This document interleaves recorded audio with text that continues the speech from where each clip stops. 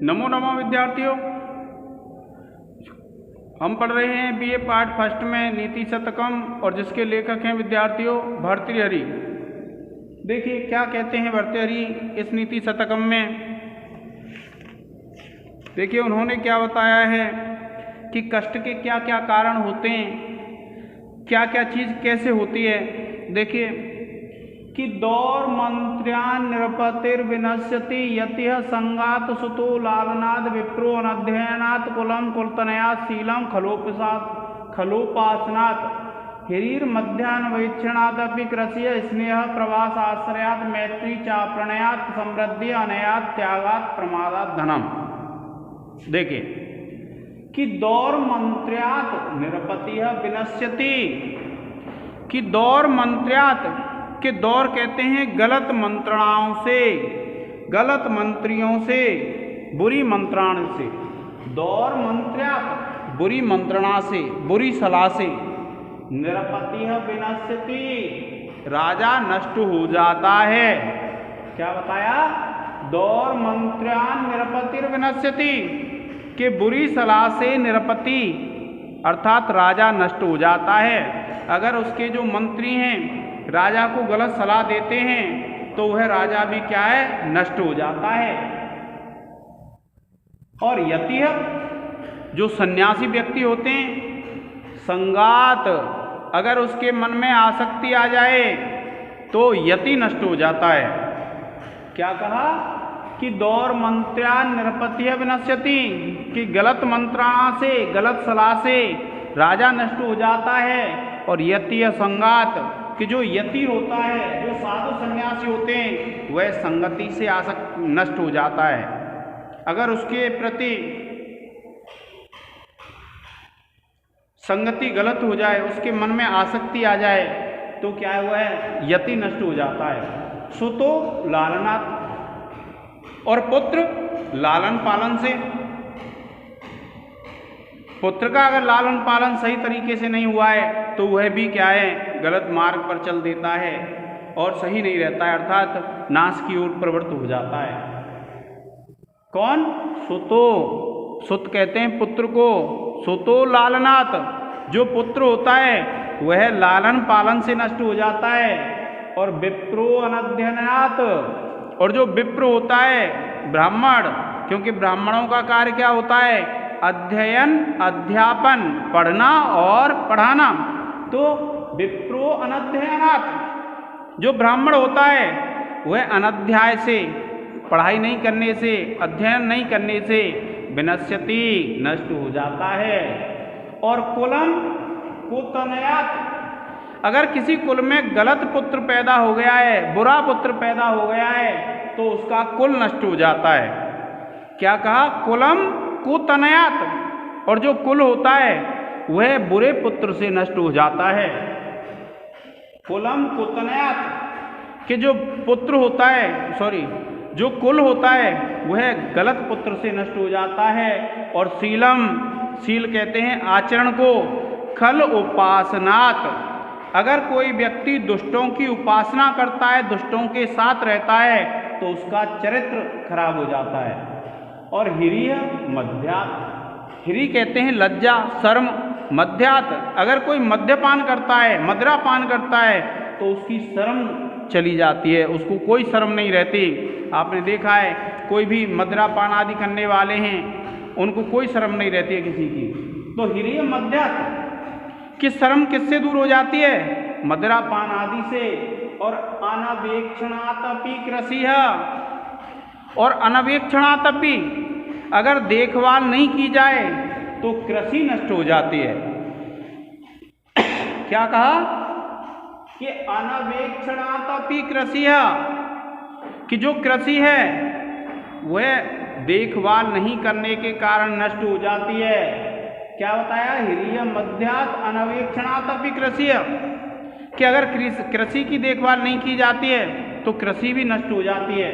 और स्नेह प्रवाश्रयात्, प्रवास आश्रयात्, स्नेह जो प्रेम होता है, प्रवास आश्रयात् अगर कोई व्यक्ति दूर चला जाता है अगर किसी से कोई व्यक्ति दूर रहता है तो उसका स्नेह कम हो जाता है, नष्ट हो जाता है। क्या कहा? स्नेह प्रवास आश्रयात्, उस व्यक्ति का स्नेह कम हो जाता है। किससे? प्रवास का आश्रय लेने से, दूर रहने से। मैत्री अप्रणयात्, कि जो मित्रता होती है वह अप्रणय से, प्रेम के अभाव से मित्रता खत्म हो जाती है। और समृद्धि अनयात्, और जो समृद्धि होती है वह अन्याय से नष्ट हो जाती है। और त्यागात प्रमादात, प्रमाद कहते हैं असावधानी पूर्वक त्याग करने से धन नष्ट हो जाता है। किस किस चीज के बारे में बताया है विद्यार्थियों? देखिए भर्तृहरि ने कि दौर मंत्रात निरपति विनश्यति, कि अगर किसी को गलत मंत्रणा दी जाए, गलत सलाह दी जाए राजा को, तो राजा नष्ट हो जाता है। यति संघात, और जो सन्यासी होते हैं उनमें अगर आसक्ति आ जाती है तो वे नष्ट हो जाते हैं। सुतु लालनाथ, अगर पुत्र का लालन पालन ढंग से नहीं हुआ है, ठीक तरह से नहीं हुआ है, तो पुत्र नष्ट हो जाता है। विप्रो अनध्ययनात्, और जो ब्राह्मण होते हैं वे अध्ययन नहीं करते हैं तो नष्ट हो जाते हैं। कुलम कुतनयात्, और जो कुल है गलत पुत्र के जन्म से नष्ट हो जाता है। शीलम खल उपासनात्, और जो आचरण है, चरित्र है, वह दुष्टों की उपासना करने से नष्ट हो जाता है। और ह्रीय मध्यात्, और जो शर्म है वह मद्यपान करने से नष्ट हो जाती है। और अनवीक्षणात् अपि कृषि, और अगर कृषि की देखभाल नहीं की जाए तो कृषि नष्ट हो जाती है। और स्नेह प्रवास आश्रयात्, अगर कोई दूर रहने लग जाता है तो उसका स्नेह नष्ट हो जाता है। और मैत्री च अप्रणयात्, और अगर प्रेम नहीं होता है तो मित्रता समाप्त हो जाती है। और समृद्धि अनयात्, और जो समृद्धि है वह अन्याय से नष्ट हो जाती है। अगर कोई अन्याय का आचरण करता है तो उसकी समृद्धि नष्ट हो जाती है। और त्यागात प्रमादात, प्रमाद कहते हैं सावधानी पूर्वक त्याग करने से धन नष्ट हो जाता है। तो इस प्रकार से विद्यार्थियों बताया है कवि ने कि ऐसा अगर कोई आचरण करता है तो वो नाश का कारण बनता है। देखिए आप लिखेंगे इसमें विशेष, और विशेष में आप लिखेंगे विद्यार्थियों, सबसे पहले तो लिखेंगे आप इस पद्य में शार्दूल विक्रीडतम छंद है।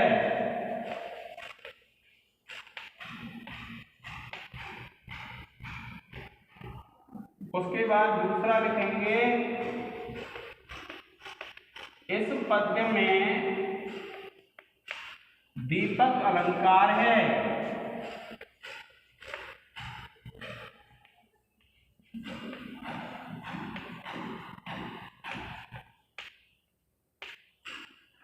और इसके बाद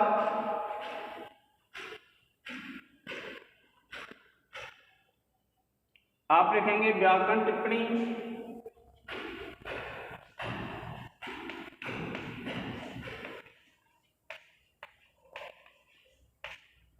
और देखिए व्याकरण टिप्पणी में आप पहले लिखेंगे विनश्यति,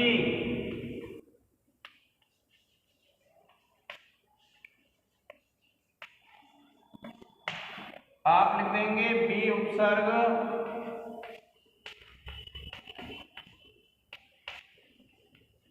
नस धातु लट लकार प्रथम पुरुष एक वचन।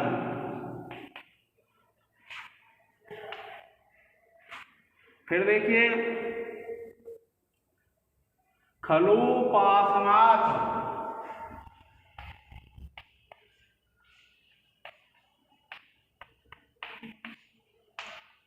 तो आप लिखेंगे खल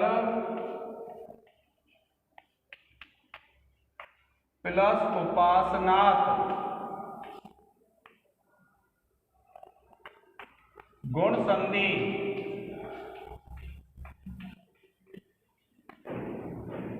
तीसरा है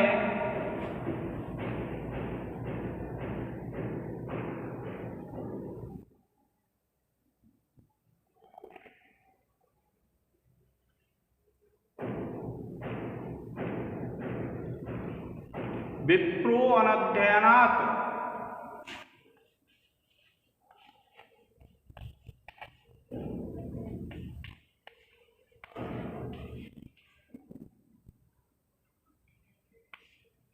आप लिखेंगे विप्रो प्लस अनध्यय। पूर्व रूप संधि है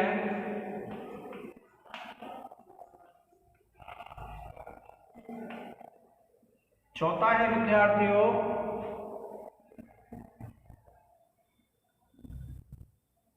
प्रमादात धनम।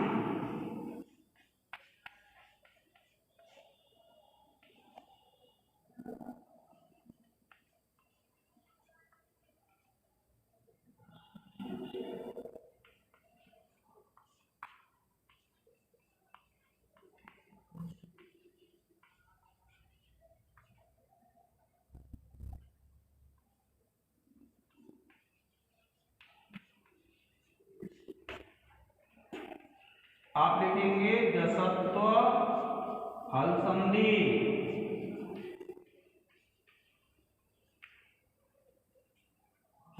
और पांचवा है विद्यार्थियों कृषि।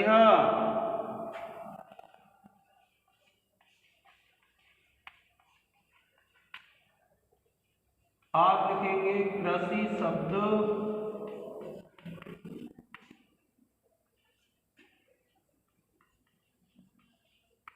प्रथमा विभक्ति एकवचन।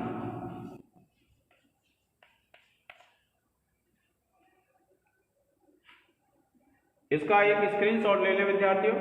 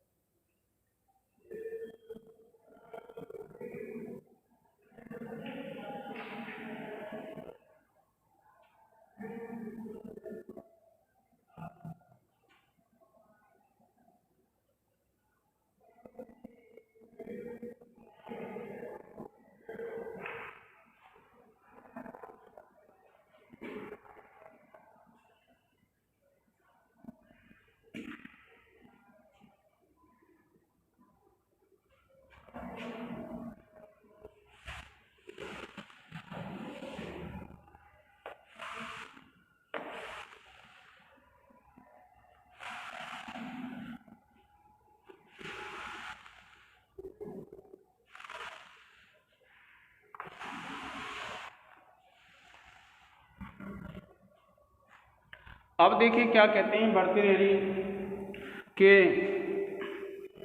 दानशीलता जो होती है, दान का जो स्वभाव होता है उसके बारे में बताते हैं और विभिन्न उदाहरणों के माध्यम से बताते हैं कि जो दानशीलता होती है उसके बाद व्यक्ति अत्यंत शोभा पाता है। देखिए मणि साणो लीड समर विजयी हेति दलितो मद क्षीणो नाग सरदि सरिता शान पुलिना कलाशेष चंद्र सुरत मृदिता बाल वनिता तद निम्ना शोभन्ते गलित विभवाश्च अर्थेषु नराः। देखिए कि मणि साणुलीड कि जो मणि होती है, मणि क्या है शान पर खरादी गई, क्योंकि मणि को जब सुंदर बनाया जाता है तो शान पर उसको खरादा जाता है विद्यार्थियों। तो मणि साणुलीड कि मणि शान पर खरादी हुई। शोभन्ते आएगा सबके साथ विद्यार्थियों, शोभा पाती है। मणि साणुलीड कि शान पर खरादी हुई मणि अत्यंत शोभा पाती है। समर विजयी हेति दलिता, हेति दलिता कहते हैं शस्त्रों से घायल जो योद्धा होता है। समर विजयी युद्ध में जो जीतने वाला व्यक्ति होता है वो कौन सा शोभा पाता है? जो शस्त्रों से घायल हो जाता है, ऐसा योद्धा शोभा पाता है। और फिर क्या कहते हैं कि मद क्षीणो नाग, नाग कहते हैं विद्यार्थियों हाथी को, कि मद क्षीणो नाग कि मद जल बहाने वाला जो हाथी होता है वह शोभा पाता है। और शरदि सरितः श्यान पुलिनाः कि शरद ऋतु में जो नदियां होती हैं वे अच्छे किनारों वाली शोभा पाती हैं। क्या कहा? कि सूखे जो किनारों वाली नदियाँ होती हैं वे शरद ऋतु में शोभा पाती हैं। क्या कहा कि मद छीणो नागः, कि मद जल बहाने वाला हाथी, और शरदी सरितः श्यान पुलिनाः, कि श्यान पुलिनाः जो सूखे हुए किनारों वाली होती हैं ऐसी नदियाँ शरद ऋतु में शोभा पाती हैं। क्योंकि शरद ऋतु ऐसी होती है विद्यार्थियों कि जब बरसात का समय व्यतीत हो जाता है उसके बाद कौन सा समय शुरू होता है, शरद का समय शुरू होता है। और शरद का जो समय शुरू होता है तो शरद ऋतु में ऐसी स्थिति होती है कि जो किनारे होते हैं पानी बह जाता है, किनारे सूख जाते हैं। तो उन्होंने क्या बताया है कि जल बहा देने के बाद शरद ऋतु में जो नदियाँ होती हैं सूखे किनारों वाली वे अत्यंत शोभा पाती हैं। और कला शेषस् चंद्रः, और जिसकी कुछ कलाएं शेष रह जाती हैं ऐसा चंद्रमा शोभा पाता है। और सुरत मृदिता बाल वनिता, और रति क्रीड़ा से मृदित की गई जो बाल वनिता होती हैं वह शोभा पाती है। और तन निम्ना शोभन्ते गलित विभवाश्च अर्थीषु, कि गलित विभवाश्च जिसके वैभव कम हो गए हैं, किससे, अर्थीषु याचकों को धन देने से जिसका धन कम हो गया है ऐसे नर शोभन्ते शोभा पाते हैं। क्या बताया इसमें कि ये जो शोभन्ते हैं वह सबके साथ आएगा कि मणि पर खड़ा दी गई शान पर खड़ा दी गई मणि शोभा पाती है। शस्त्रों से घायल समर विजयी जो योद्धा होता है वह शोभा पाता है। मद जल बहाने वाला हाथी शोभा पाता है। शरद ऋतु में सूखे हुए किनारों वाली नदियाँ शोभा पाती हैं। और कलाएं जिसकी शेष रह गई हैं ऐसा चंद्रमा शोभा पाता है। और सुरत मृदिता बाल वनिता, की रति क्रीड़ा से जो थकी हुई है मृदित है ऐसी बाल वनिता शोभा पाती हैं। और तन निम्ना शोभन्ते, ये निम्न होकर के शोभा पाते हैं। और गलित वैभवाश्च अर्थीषु नराः, के याचक गणों को धन आदि दान करने के बाद जो कृश वित्त हो जाते हैं, जिनके कम धन हो जाता है, ऐसे जो व्यक्ति हैं वह शोभा पाते हैं। देखिए क्या कहा है कवि ने, किसान पर खरादा हुआ रत्न शस्त्र आहत युद्ध विजेता, मद से छीण हाथी, शरद ऋतु में शुष्क किनारों वाली नदियाँ, कला मात्र शेष चंद्रमा, रति काल में शिथिलता अंगी नव यौवना, तथा याचकों को धन देने से छीण धन वाला मनुष्य, ये सब कृशता से ही शोभा पाते हैं।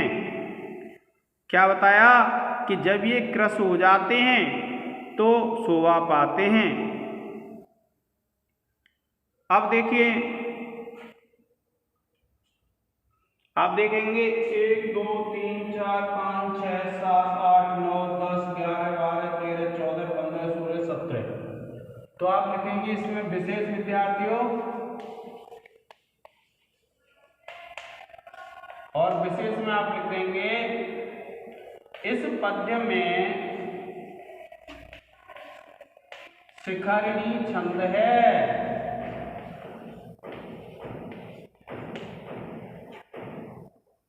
ठीक है। दूसरा आप लिखेंगे इस पद्य में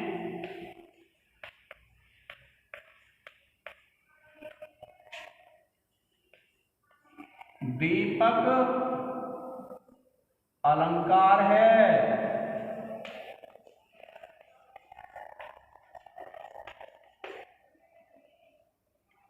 इसके बाद आप लिखेंगे व्याकरण टिप्पणी।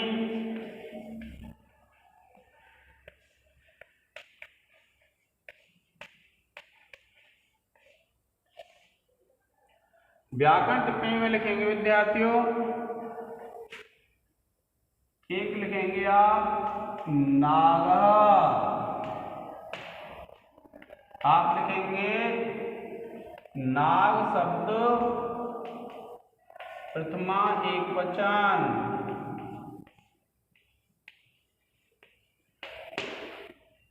दूसरा है शोभन्ते,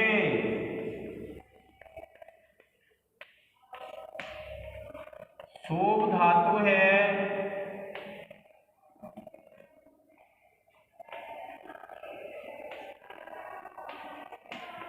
लट लकार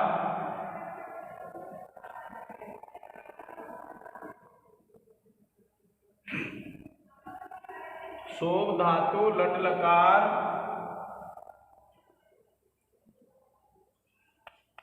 प्रथम पुरुष बहुवचन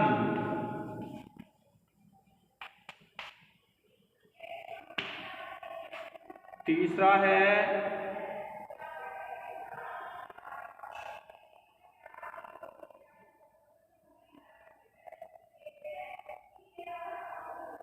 सरदी।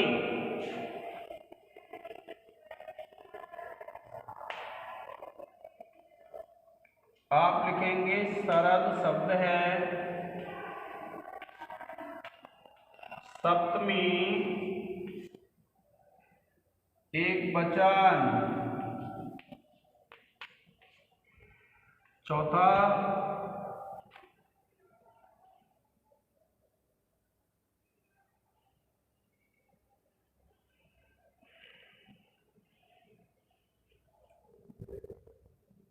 सार्वलीढ़।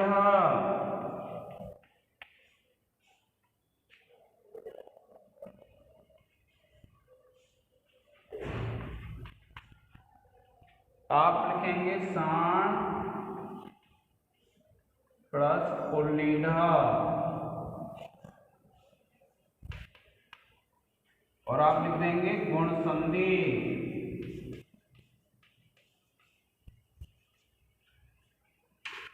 और फिर पांचवा है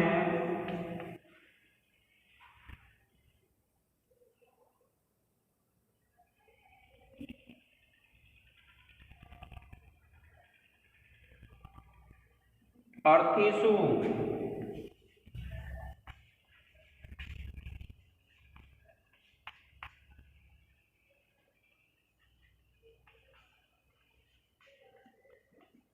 अर्थी शब्द है सप्तमी विभक्ति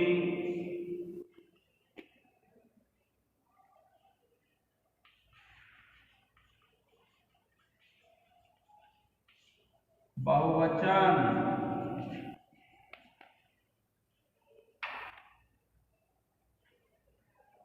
प्रिय विद्यार्थियों, आप इसका एक स्क्रीनशॉट ले लें।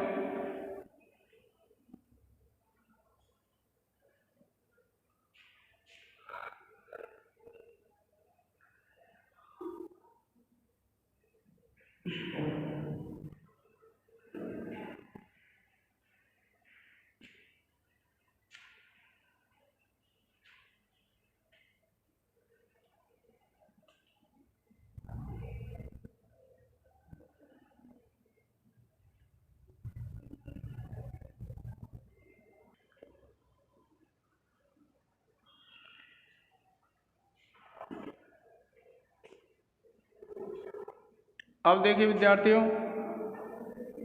क्या कहते हैं भर्तृहरि कि जो वस्तु होती है, किसी वस्तु का जो महत्व होता है वह समय के अनुसार होता है। देखिए क्या कहा है कि परिक्षीणः कश्चित् स्पृहयति यवानां प्रसरते स पश्चात् संपूर्णः कलयति धरित्रीं तृणसमाम् अतश्च अनेकान्त्यात् गुरु लघुतया अर्थेषु धनिनाम अवस्था वस्तूनि प्रथयति च संकोचयति च। देखिए कि परिक्षीणः, परिक्षीण कहते हैं जब व्यक्ति क्षीण स्थिति में होता है, जब उसके पास कुछ नहीं होता है। कश्चित, कश्चित माने कोई व्यक्ति, परिक्षीणः कश्चित कि जो क्षीण होता है, कश्चित माने कोई व्यक्ति, स्पृहयति इच्छा करता है, यवानाम प्रसरते एक मुट्ठी भर जौ की, जौ जो होते हैं अनाज में, कि परिक्षीणः कश्चित स्पृहयति कि जो कोई व्यक्ति क्षीण होता है वह इच्छा करता है, यवानाम प्रसरते एक मुट्ठी भर जौ की। क्या कहा कि जब कोई व्यक्ति क्षीण होता है, जब उसके पास कुछ नहीं होता है, तो स्पृहयति यवानाम प्रसरते कि वह इच्छा करता है, और किस चीज़ की इच्छा करता है? एक मुट्ठी भर जौ की। और पश्चात, और वही व्यक्ति पश्चात बाद में जब उसके पास धन आ जाता है, तो संपूर्ण कलयति धरित्रीम तृण समाम, के संपूर्ण पृथ्वी को कलयति समझता है, तृण समाम तिनके के समान। कि जो व्यक्ति पहले परिक्षीण होने पर एक मुट्ठी भर जौ के लिए तरसता है, वह व्यक्ति जब धन आ जाता है उसके पास, तो वह संपूर्ण पृथ्वी को एक तिनके के समान समझता है। और अतः च अनेकांत्यात् गुरु लघुतया अर्थेषु धनिना, कि अतः इसलिए अनेकांत्यात्, अनेकांत होने से, विभिन्न प्रकार की होने से, गुरु लघुतया अर्थेषु धनिनाम, के अर्थ के विषय में धनिनाम जो धनी व्यक्ति होते हैं उनकी गुरुता और लघुता अनेक प्रकार की होती है। और अवस्था वस्तुनि प्रथयति च संकोचयति, और धन के आधार पर ही वह जो महत्व है वस्तु का, वह महत्व बढ़ भी जाता है और कम भी हो जाता है। क्या बताया? मवस्था वस्तुनि प्रथयति च संकोचयति च, कि जो वस्तु होती है उसकी जो अवस्था होती है वह बढ़ भी जाती है और कम भी हो जाती है। तो देखिए क्या कहा कि जो कोई व्यक्ति निर्धन होने पर मुट्ठी भर जौ के लिए हाथ फैलाता है, वही फिर धनी होने पर संपूर्ण संसार को तृण के समान तुच्छ समझने लगता है। और इसलिए पदार्थों की महत्ता और लघुता के विषय में अनियमितता होने से धनवानों की अवस्था वस्तुओं को छोटा और बड़ा बनाती है। क्या बताया? कि धनवान जो व्यक्ति होते हैं उनके अनुसार ही क्या है, किसी वस्तु का मूल्य कम और अधिक हो जाता है। और जो व्यक्ति पहले गरीब होता है वह एक मुट्ठी भर जौ के लिए तरसता है, और अगर उसके पास धन आ जाता है, और उसके पास जब धन आ जाता है तो वही संपूर्ण पृथ्वी को क्या है, एक तिनके के समान समझने लग जाता है। ठीक है विद्यार्थियों, अब देखिए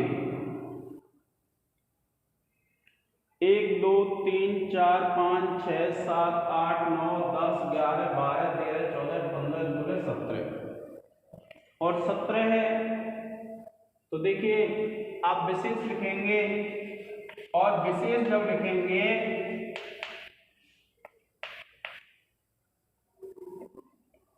तो विशेष में आप लिख देंगे शिखरिणी छंद।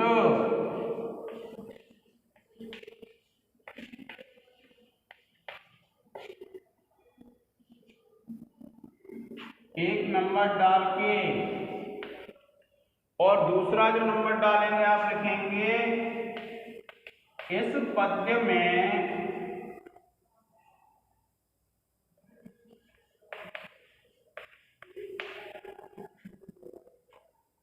दीपक और काव्यलिंग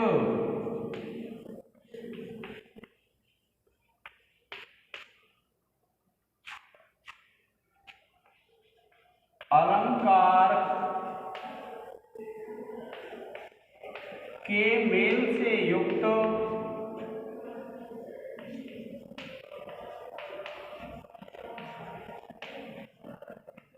संकर अलंकार है।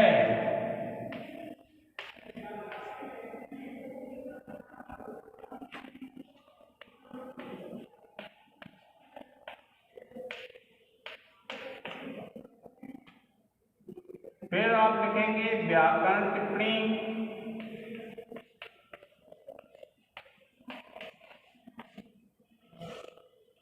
और व्याकरण टिप्पणी में आप लिखेंगे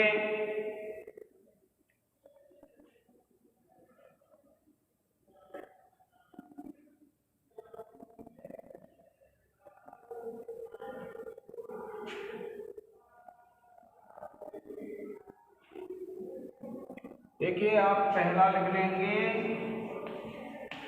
यवानाम, आप लिखेंगे यव शब्द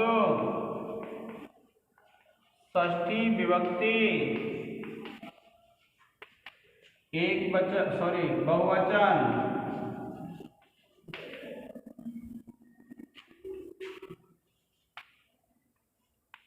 दूसरा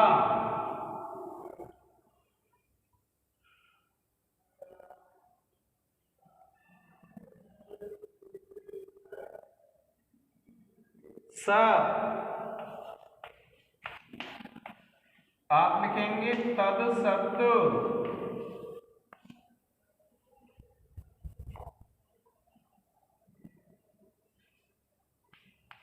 प्रथमा विभक्ति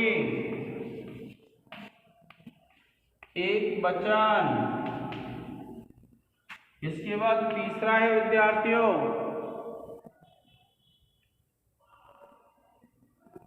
अर्थेषु।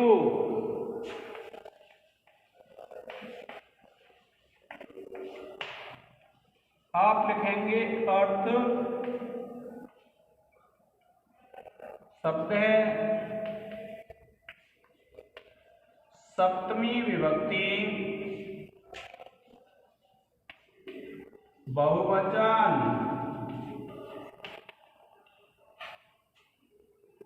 और चौथा है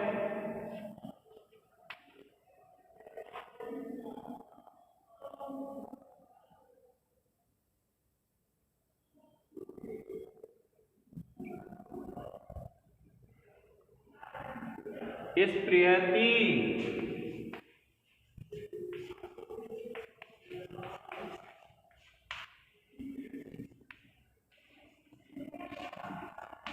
स्पृह धातु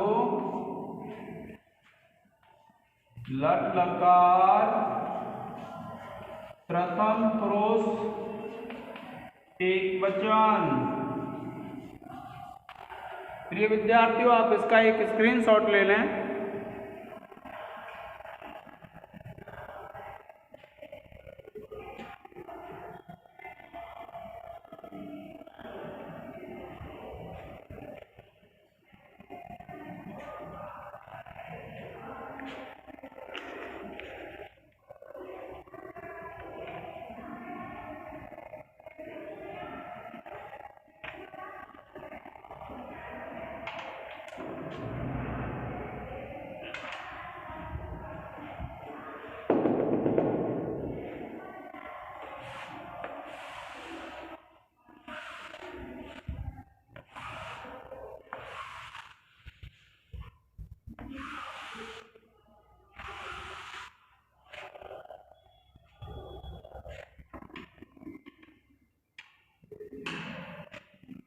अब देखिए क्या कहते हैं, प्रजा पालन का जो फल होता है उसके बारे में कहते हैं भर्तृहरि। देखिए, राजन दुदुक्षसी यदि क्षिति धेनुम एताम तेन अद्य वत्सम एव लोकम अमुम पुषाण तस्में से सम्यक अनिशम परिपोष्यमाणे नाना फलः फलते कल्पलते विद्या। देखिए कि राजन कि हे राजन दुदुक्षसी दोहने की इच्छा करते हो यदि क्षिति धेनुम एताम कि यदि इस पृथ्वी रूपी गाय की, क्या कहा राजन, हे राजन दुदुक्षसी दोहने की इच्छा करते हो यदि क्षिति धेनुम एताम कि यदि पृथ्वी रूपी इस धेनु की तेन अद्य वत्समेव लोकम अमुम पुषाण कि तेन इसलिए अद्य आज तेन अद्य कि आज वत्समेव बछड़े के समान लोकम अमुम पुषाण इस लोक का पालन कीजिए। क्या, जैसे गाय होती है, गाय का बछड़ा होता है, तो जब हम गाय से दूध दोहना चाहते हैं, हमारी ये इच्छा होती है कि सरलता से यह गाय हमारे लिए दूध देती रहे, तो हम क्या करते हैं विद्यार्थियों कि उस गाय के बछड़े का पालन पोषण बहुत अच्छी तरह से करते हैं। इसलिए कभी क्या कहते हैं कि हे राजन तुम इस धेनु रूपी पृथ्वी को लंबे समय तक भोगना चाहते हो और इसको दोहने की इच्छा रखते हो, तो जो वत्स रूपी है, बछड़ा रूपी, बछड़े के समान जो ये संसार है, ये प्रजा है, उसका पालन करो। और तस्मिंश्च सम्यक अनिशम कि उसका सम्यक अच्छी तरह से, अनिशम कहते हैं लगातार, परिपोष्यमाणे पालन पोषण करने पर नाना फलः फलति कल्पलते विद्या के भिन्न भिन्न फलों को फलती देती है, कल्पलते विद्या, कल्पलता के समान विद्या। क्या बताया कि राजन ही राजन दुदुच्छसी यदि क्षिति धेनुमेताम, कि यदि तुम पृथ्वी रूपी इस गाय को धोना चाहते हो तो अद्य वत्सम्य लोकम अमुपसाण, इसलिए जो बछड़े के समान ये जो संसार है, ये जो प्रजा है, उसका पालन कीजिए। और तस्मिन् से सम्यक अनिशम परिपोषमाणे, और अगर तुम रात दिन इस प्रजा का पालन करते हो तो नाना फलः फलति, तो ये जो भूमि है भिन्न भिन्न प्रकार के फलों को प्रदान करेगी। कैसे? कल्पलते विद्या, जिस प्रकार से विद्या का अगर हम अच्छी तरह से अध्ययन करते हैं तो वह कल्पलता के समान भिन्न भिन्न प्रकार के फलों को हमें प्रदान करती है, उसी प्रकार से यह जो भूमि है वह भी तुम्हारे लिए क्या करेगी? भिन्न भिन्न प्रकार के फलों को प्रदान करेगी। देखिए क्या कहा कि हे राजन, यदि तुम इस धरती रूपी गाय को धोना चाहते हो तो इस समय बछड़े के समान इस प्रजा का पालन करो, क्योंकि प्रजा का निरंतर पूर्णतया पालन करने से पृथ्वी कल्पलता की तरह अनेक प्रकार के फलों से समृद्ध होती है। देखिए क्या कहते हैं, इसमें आप विशेष लिखेंगे विद्यार्थियों। जब विशेष लिखेंगे तो एक तो लिखेंगे, देखिए 1 2 3 4 5 6 7 8 9 10 11 12 13 14, तो बसंत का छंद है विद्यार्थियों। इसमें आप एक डाल के लिख देंगे बसंत तिल का छंद। दूसरा है विद्यार्थियों, आप लिखेंगे इस पद्य में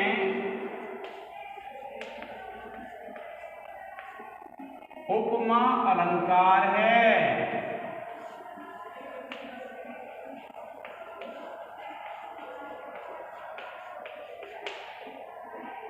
फिर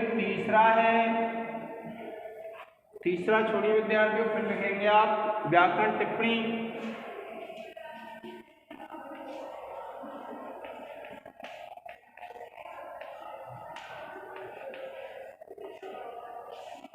और व्याकरण टिप्पणी में लिखेंगे विद्यार्थियों, देखिए फलती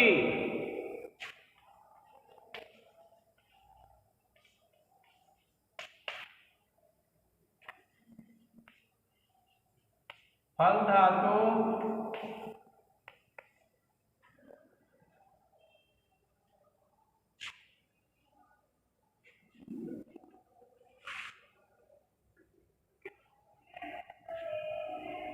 कल्पलतेव,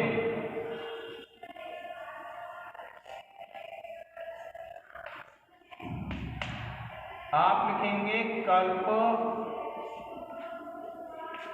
लता प्लस एव, आप लिख देंगे गुण संधि।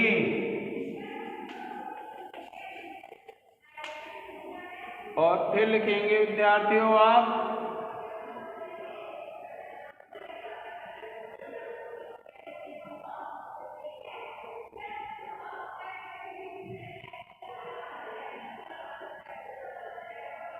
धेनुम,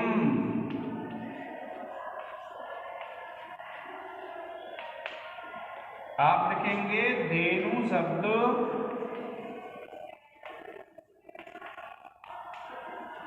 प्रथमा विभक्ति एक वचन, द्वितीय विद्यार्थियों, आप लिखेंगे द्वितीय विभक्ति एक वचन। फिर लिखेंगे तीसरा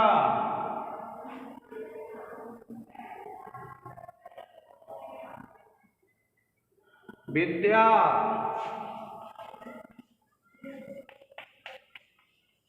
आप लिखेंगे विद्या शब्द प्रथमा विभक्ति एक वचन।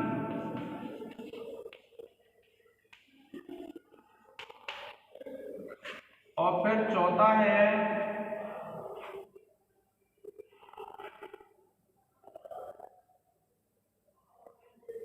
परिपोष्यमाणे।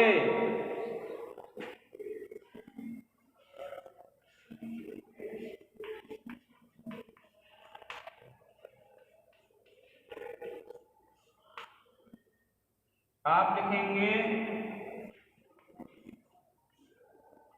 परि उपसर्ग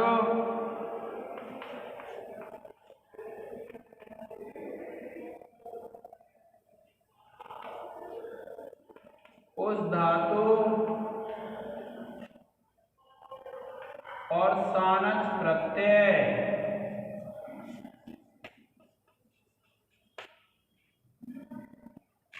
सम्यगनिसम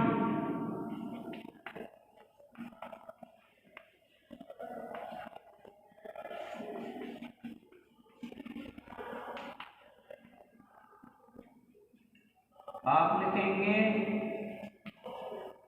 सम्यक प्लस अनिसम।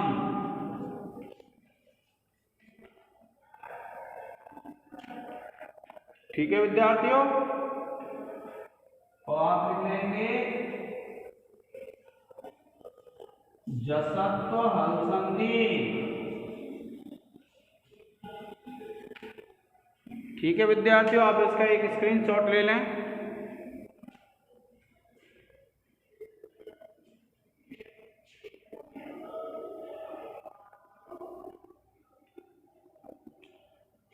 प्रिय विद्यार्थियों, आपके आज के इस लेक्चर में इतना ही। धन्यवाद।